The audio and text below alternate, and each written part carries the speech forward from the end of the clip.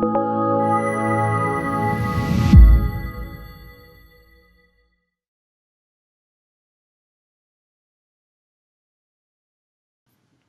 I'm Jacob Hornberger, president of the Future of Freedom Foundation. This is this week's issue of the Libertarian Angle, the show that brings you the libertarian perspective on what's going on in the world. I'm joined, as I am every week, by my co-host Richard Ebeling, who teaches economics at the Citadel. Richard, good to see you again. Good to be back here again with you and our viewers and listeners.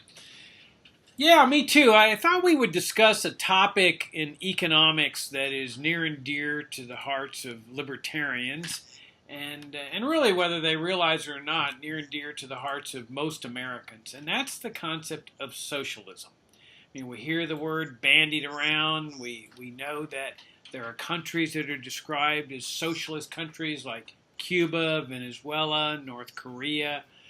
And I know that one of your favorite books is one by Ludwig von Mises, the famous Austrian economist, libertarian, entitled Socialism. So I thought we would discuss this concept of socialism not only ideologically and intellectually, but also in real practical terms in the context of what's going on in America today. So why don't you begin by explaining to us what socialism is as an economic system, the basic principles, and then we'll go from there and apply those principles to what's going on in the world today. Okay, very good. Now, to answer your question, it is impossible to avoid a bit of an historical digression, because what socialism means, even to socialists or people who are socialist-leaning, has evolved and changed in some ways significantly since the origination of the socialist concept in the late 18th and especially the early decades of the 19th century. When socialism as a word, and at that time it was often used synonymously with communism, it meant very simply the abolition of private property in all means of production, the socialized or common ownership of those means of production, and the idea of some form of a centrally directed and planned economy. That remained the socialist ideal of one form or another throughout the 19th century and into the 20th century. It then reached its culmination, if you will, with its first real and comprehensive practical application in what became the Soviet Union. Imperial Russia, this year, 2017, we're actually celebrating the Bolshevik Revolution of November 1917, in which Vladimir Lenin led his communist or Bolshevik cohorts into a coup d'etat to overthrow the Russian government, which led to a 3-year civil war, the outcome of which was the triumph of his regime and his imposition of socialist or communist control over most of what had been the Russian Empire. Now, the core of what became the Soviet model, especially after 1929, Lenin died in 1924. Joseph Stalin became the clearly unchallenged dictator of the Soviet Union from 1928-29, certainly by 1930, in terms of defeating little different factions in the Soviet Communist Party.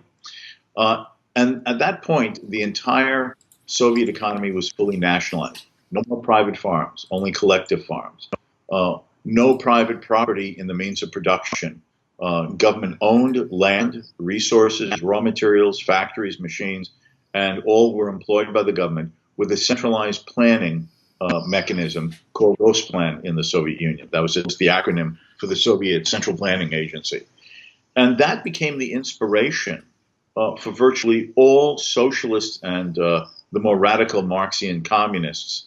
And I'll explain the difference between socialist and communist in a minute, too, because that is important to understand the evolution of these ideas today, for instance, with Bernie Sanders. That became the inspiration and the model for virtually all socialists and communists for the 1920s, the 1930s, the 1940s, the 1950s, and even into the 1960s and into the 70s. The idea that it was a radical abolition of the institutions of the society, a remaking of the country, in which the government would plan everything. The government would be the central social engineer that would determine what got produced, how it got produced, where, when, and in terms of distribution for whom, on a way that would assure a greater degree of, quote, social justice or egalitarian sharing than the evils of capitalism based upon the profit motive and self-interest and unequal distribution of wealth. Now, what came to differentiate socialists from communists was not their end in the 20th century. All of them agreed that what their final goal was in those decades, those middle decades of the 20th century, was the abolition of capitalism and the imposition of a central planning system with primarily or fully government ownership of the means of production. But what came to divide them in the early decades, in the middle decades of the 20th century, was how are you going to achieve this goal of socialism? The Marxists, such as Lenin and Stalin, for example, they insisted that this could only come through violent revolution, the actual physical overthrowing of the existing government through coup d'etat, through the seizure of power through physical force, and the imposition of the socialist system in fully comprehensive form by a selected monopoly party of dedicated socialists and Marxists who knew how society should be transformed and remodeled. That led to all of the mass murders that we identify with communist regimes in the 20th century. The Soviet Union, Mao's China, North Korea, Castro's Cuba, Vietnam, and the list goes on. Most of you listeners, I would not need to enumerate all of those, I would think. The other socialists, and this was primarily in Great Britain, France, interwar Germany, and so on, they believed that it was not necessary to have violent revolution. They believed in maintaining, quote, a legacy of the earlier but now out-of-date liberal era. And that was for civil liberty, freedom of press, freedom of speech, freedom of assembly, freedom of religion, democratic political processes. You will bring socialism to power through the ballot box, not through the spraying of bullets. And that became the main difference between them. Of course, they came to each hate each other. And I will say, in fairness, even as a libertarian and a classic liberal, there were many honest democratic socialists in the Europe of the interwar period and in the immediate post-war period of the 1950s and 60s who valued those personal freedoms enough that they placed a priority on those personal freedoms of speech, press, democratic elections, that they refused and often opposed the more invidious attempts of the Marxist dictatorial movement to seize power in their countries. That doesn't in any way justify and leave them free of criticism of the form of socialism they wanted through the ballot box. But in fairness, there were democratic socialists who did oppose the totalitarian cousins that they had. And you have to admit that in fairness. Now, what happened, however, just to continue with this, is that with this ideal of socialism in the post-war period, you had an immediate, in the immediate post-war period of 1945, you had coming to power a socialist government in Great Britain. There had been the wartime coalition fighting Nazism under Winston Churchill. But in July of 1945, there was the first post-war election, and the Labour Party won under Clement Attlee. And they proceeded to heavily nationalize industry, attempt to impose central planning, a regimentation of availability of goods through a continuing of the rationing process in the post-war period. France attempted to introduce various types of socialist policies. And then, of course, in the late 50s and early 60s, as former colonial country areas in Asia and Africa in particular gained their independence, they all, vast majority of them, decided to follow a sort of Soviet planning model for development in overthrowing the capitalist oppression of their colonial masters. Now, by the 1960s and 70s, it was clear that the Soviet system of central planning and control was inherently flawed and unworkable. And this for two reasons. Increasingly, it was seen that that type of comprehensive socialist planning was inseparable from the denial of civil liberties and personal freedom. When the government is the only store in town, the monopolist, there is no avenue, no corner, no interstices of the system in which the individual can escape and have autonomies of liberty and choice in his life. So comprehensive, centrally planned socialism threatened, if not brought about, the end of all personal liberty, which even socialists in principle claim to still cherish. The second aspect of it was central planning didn't work, of the types of criticisms that Austrian economists like Ludwig von Mises made. The abolition of private property and the imposition of central planning did away with the institutions through which rational, economic, calculable decisions could be made for what do consumers want, what would be the least cost methods of production, what would be profitable, what would be loss-making, for a rationality of using the society's resources to supposedly serve the needs of the people. Socialism did all of that away.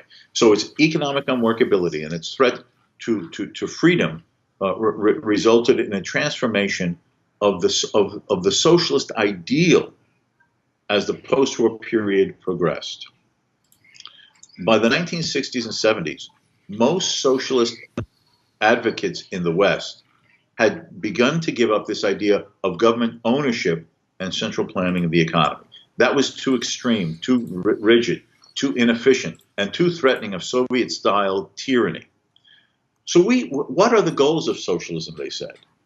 Well, nationalization of the means of production is merely a means to what we really value, a more fair and just and egalitarian society, less inequality, more availability of material goods to all in the society, social safety nets, which evil capitalism will never find it profitable to provide.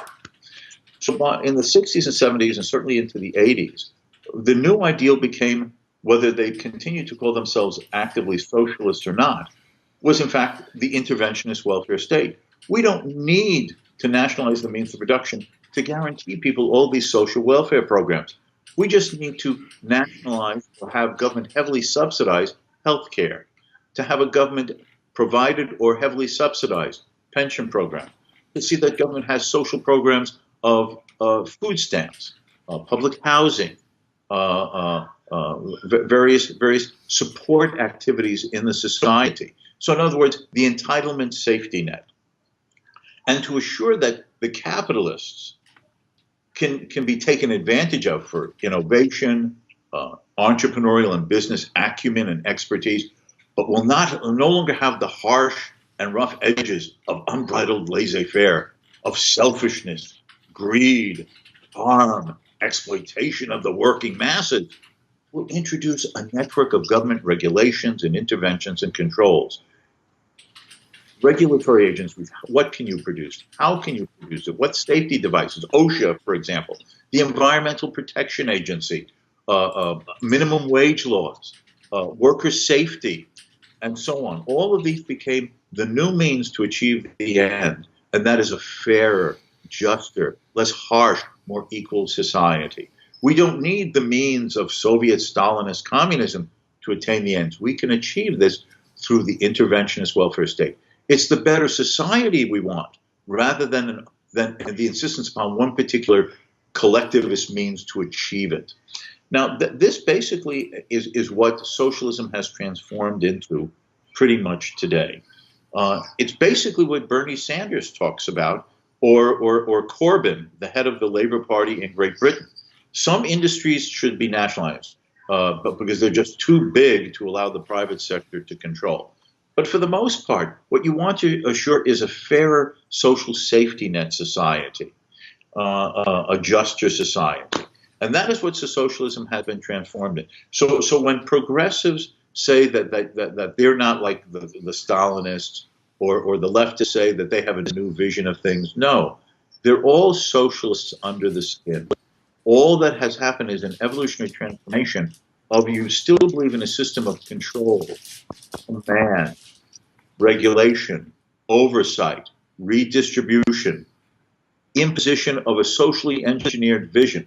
It's just done through these indirect means of regulation, the tax structure, welfare redistributions, rather than the heavy hand of the image of Stalin, mass murdering and intimidating and terrorizing hundreds of millions of people. That's where socialism has become today, as I see it. Yeah, that's really a nice historical capsulization of what socialism is and how we progressed to where we are today. And I put the word progressed in quotation marks.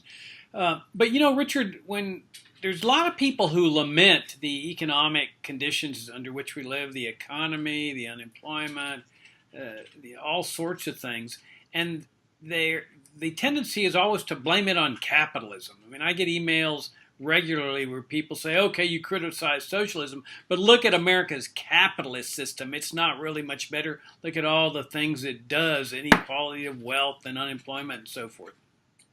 And I find it intriguing that so many people believe that this is what we would call a libertarian economic system, a genuinely free market system.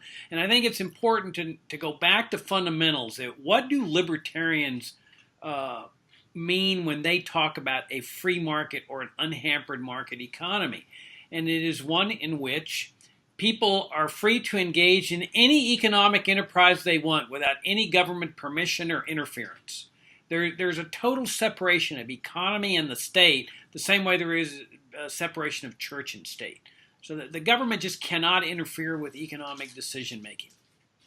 People are free to keep everything they earn. There is no taxation on income. And they're free to decide what to do with it. They're free to donate it to the poor or to the needy or help their parents out, but they're not required to. They're free to do what they want with their own money. They're free to trade with anybody anywhere in the world without government interference or government prohibitions. Now, they're free to travel wherever they want and engage in economic transactions. Now, clearly, that is not the kind of society in which we live today. So when we libertarians talk about a free market system, it is a totally different construct than what we're living under today. As you point out, we're living under what's really what might be called a welfare state or a controlled economy, a managed economy. It's sort of a hybrid between the two. And controlled social activity like drug use and so forth. But it's a system in which government is controlling peaceful economic activity. That is the exact opposite of what libertarians stand for. We stand for no government control of economic activity, a separation of economy and the state. So as you point out, that while Americans don't have a full-fledged socialist system where the government owns and operates everything, like in North Korea, and where everybody works for the government, we have a system that is partly socialist. I mean, for example, when the income tax was enacted, what they really did, this was in 1913, they nationalized income. They said everybody's income now belongs to the government. We will decide what percentage you will be permitted to keep. And then we will dispose of your money for you.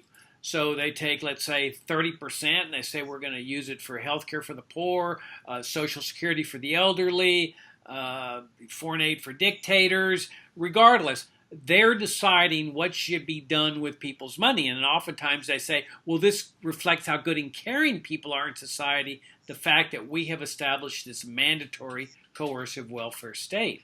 So as I often remind people that send me these emails saying, look what capitalism has done, that I say, look, we libertarians are as critical about the economy as you are, but for different reasons. It's because you have this semi-socialist system known as the welfare state and the managed economy. That's where the root of the problems are. Now, if you go back to the turn of the century, 19th to the 20th century, we learn how these ideas got imported into the United States. For example, Social Security. It's a socialist program. It takes money from one group of people and it gives it to another group of people. There's never been a fund. There's no retirement account. You didn't put your money in. You're not getting it out. It's a straight confiscate and redistribute program, which is what Marx was talking about, from each according to his ability to each according to need. That idea, Social Security, did not originate with James Madison, John Adams, Patrick Henry. It originated among German socialists. And then Otto von Bismarck adopts the idea for Germany. That idea is imported into the United States. If you go to the Social Security Administration's website, you will find the bust of Otto von Bismarck, not James Madison, the father of the Constitution, which did not delegate the power to have a social security system, but a bust of Otto von Bismarck. It's also where the idea of public schooling, which really is a socialist construct, as you were pointing out, there's central planning of education, whether it's at a school board level or a Department of Education level. There's government textbooks, there's government school teachers. The government owns essentially and operates the educational system. Medicare and Medicaid were an outgrowth of the great welfare state revolution of the Franklin Roosevelt administration. So you've got this entire system of the welfare state and the managed economy that really, Richard, I would submit, are at the crux of America's economic woes. And unfortunately, if people believe that this is capitalism, their natural tendency is to say, oh, we need to move toward Bernie Sanders' idea of socialism to solve these problems, when actually what we need to be doing is dismantling this welfare state, and of course the warfare state as well, the whole military socialism, and restore what we libertarians call a genuine free market system. The dilemma we face is exactly what you pointed out, that people confuse the reality of how the economic system today works with what advocates of free market capitalism have defined as what such a free economic system would be like. It's often referred to today as crony capitalism. That's not free market capitalism. It's not laissez-faire capitalism. It's not competitive capitalism.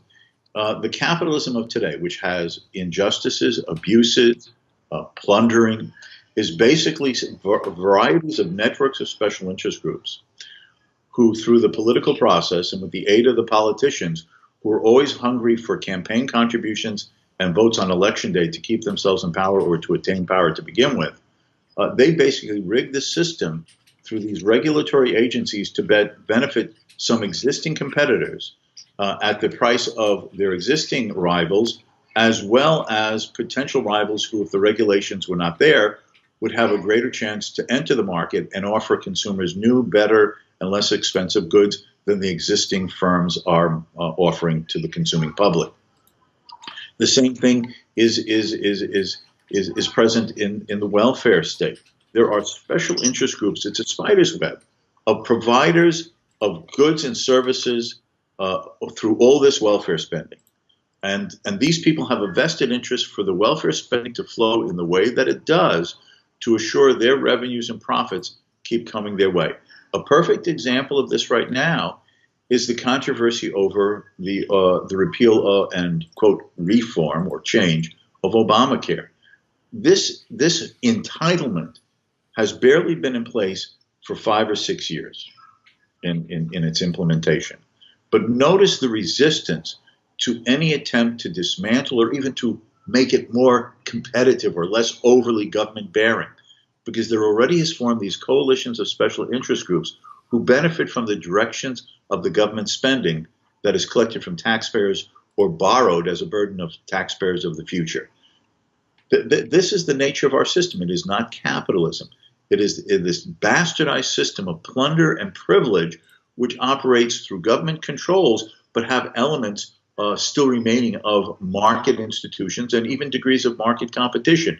But overlaid it is this bastardized system of control and regulation of privilege and plunder. Matching that, Jacob, is the additional thing is that though the Soviet Union collapsed in 1991, shortly after the fall of the Berlin Wall in 1989, the fact is socialism continues to dominate the intellectual environment of the world, including the United States. Because why, if you poll most Americans, even Bernie Sanders advocates, well, you want to have an economic system like they had in the Soviet Union under Stalin. It's few and far between people who say, yeah, I can hardly wait for Stalin to come back. But what they do believe in, regardless of the wishy-washy, amorphous conceptions of socialism that they think should replace capitalism, what they all believe in and have accepted is explicitly or more dangerously implicitly is the socialist critique of capitalism. By its nature, private property generates conflict. By its nature, self-interest in the profit motive which brings about inequality and injustice. By its nature, production for profit means that many of the needs of the people of the society will go unfulfilled. By its nature, a capitalist system is imperialistic, oppressive of others.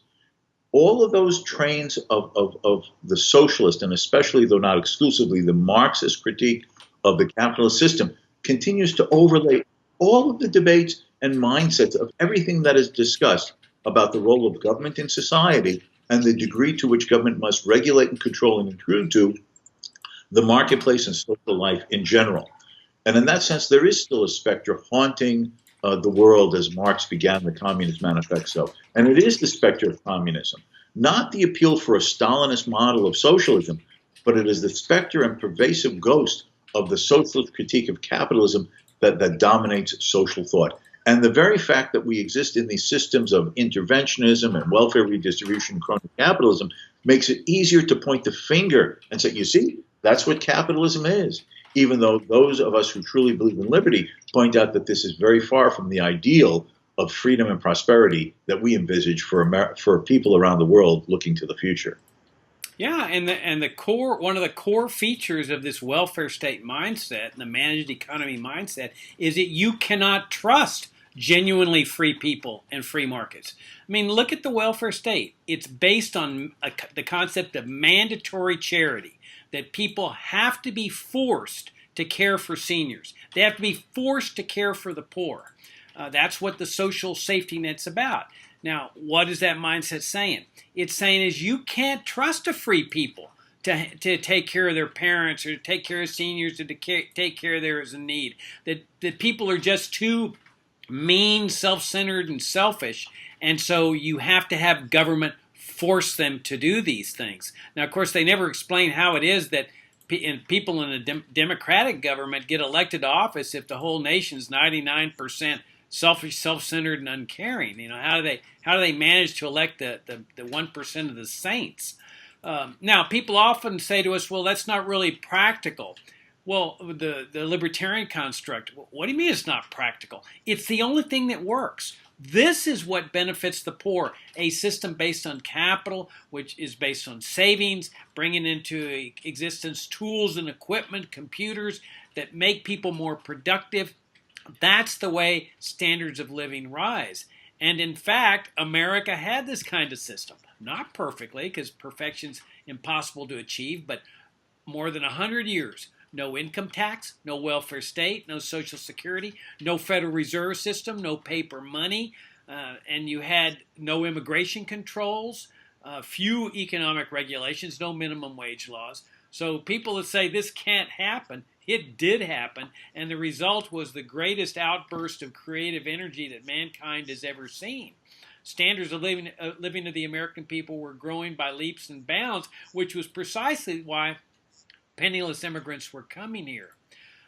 So everything changed with the Great Depression, the welfare state revolution. Now, I'm not saying it was a perfect system. That there was a lot of the crony capitalism that you were referring to, the combination of business and the state. But we oppose that sort of thing as libertarians.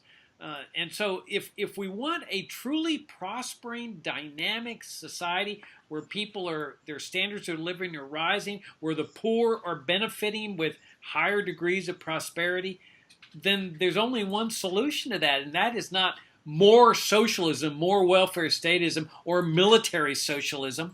The solution is to build on what America was based on and make it better. You know, in other words, dismantle the welfare state structure, dismantle the military welfare structure, and then essentially restore a genuine market economy where people have economic liberty and genuinely limited government.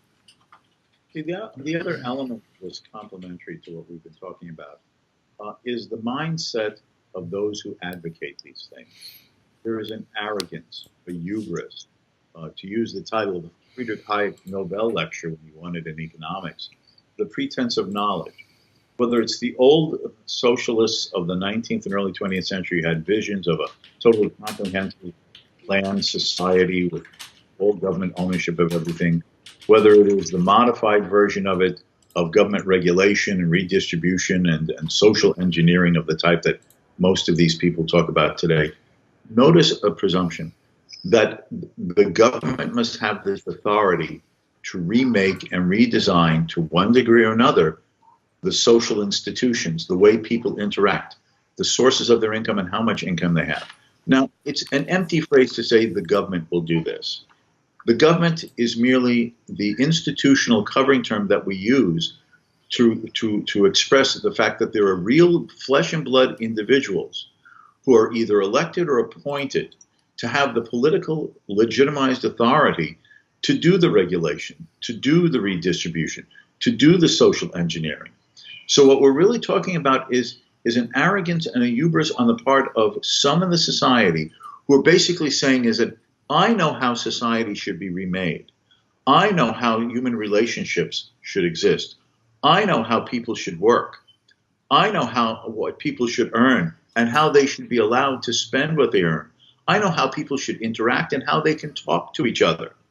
And I'm so confident that I know how the world should run, independent of how the people themselves think they should be allowed to manage their own lives, that I call upon me to be put into authority, or if not me personally, those who share my values and will therefore implement the policies I want to basically plan the society. The greatest metaphor for this was written long ago by Adam Smith, not in his famous book, The Wealth of Nations, but the one he wrote before that, The Theory of Moral Sentiments, in which he used the metaphor of what he called the man of system, what today we'd call the social engineer, the economic regulator, the social planner, the man of system who views society as a great chessboard. And rather than allowing the pawns on the chessboard, the living, breathing, willing, desiring, hoping, planning individuals, the pawns on the chessboard to arrange and order and associate themselves on the great chessboard, he wants to move us about like the chess player moves the pieces on the regular chessboard.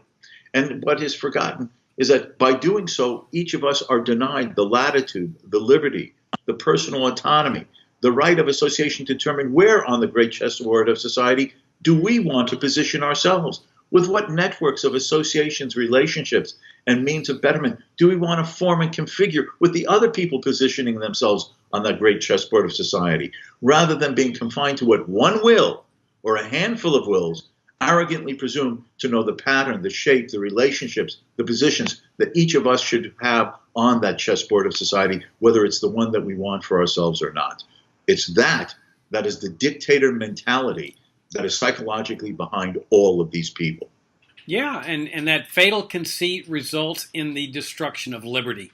And that's what ends up happening. And then, as you point out, people go on the dole, and they get on the dole. It's like heroin, and all of a sudden liberty becomes of secondary importance. And you see this in the Obamacare debate, where Republicans are now saying, well, maybe we can live with this mandate that forces people to buy this insurance. I mean, how can that be reconcilable with a free society when you're forcing people to buy insurance? And as you were talking about the hubris of the social engineer, I couldn't help but thinking that it's that same mindset, the mindset of the planner that went into Iraq and said, we're going to remake the Middle East. We have the image of what's best for those people. And sure, we have to sacrifice some things like hundreds of thousands of people. But the result of all this, after we bury all those people, is going to be peace and prosperity and harmony.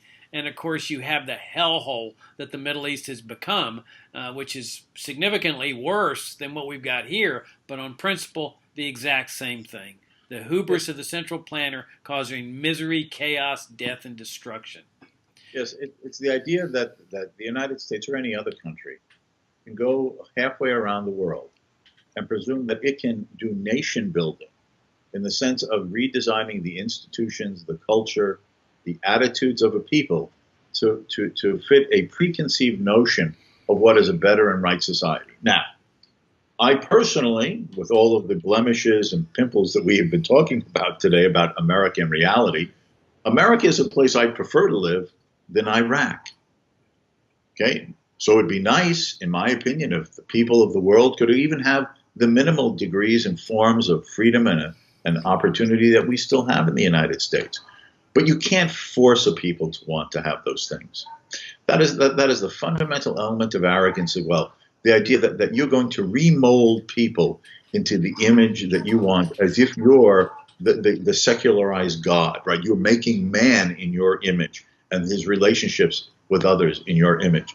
So the idea that you can go halfway around the world to a place like Afghanistan or Iraq and so on, or we in conjunction with the British and the French wanted to do in Libya, and to remake the institutions, remake the culture, remake the social and psychological attitudes of the society in some type of transformative way is the epitome of that arrogance. Cultures evolve over hundreds, if not thousands of years. They take on institutional forms of beliefs, values, attitudes. There may be egregiously terrible things in the cultures and the attitudes and the belief systems that we in what still referred to as the West find oppressive, unjust, lacking of respect for the individual and a dignity for the individual. But the fact is that is the embedded institutional setting of that society, for right or wrong. You can try to inform, you can try to share, you can try to offer your own life and your society as an example for them to emulate. But the idea that you can go in and remake men, women, and their societies from the top down in transformative way, the way that where you have a blueprint. Oh, this is where my factory is going to be. This is where the machinery will be located. These are the people I'm going to hire who'll be working with the machines in some transformative new way is absurd and is dangerous and leads to nothing but the social and political and cultural and human crisis and tragedy that we've been seeing in these countries. Okay, on that excellent note, we have to wrap up. For those of you that are just getting acquainted with the Future of Freedom Foundation, you can come to our website at fff.org. Richard does a weekly article for us every Monday morning. We would invite you to subscribe to our FFF Daily, which is a daily publication. It's a libertarian op-ed editorial page we've sent out for well over 10 years now. That's free. We've got a monthly journal called Future of Freedom, which is $25 a year or $15 for the email version. And I blog every day and on these kind of topics, both domestic and foreign policy-wise, with the aim of moving America in a better, freer, more prosperous, peaceful direction. So on that note, Richard, enjoyed the conversation, and I'll see you next week. Absolutely. Until next time.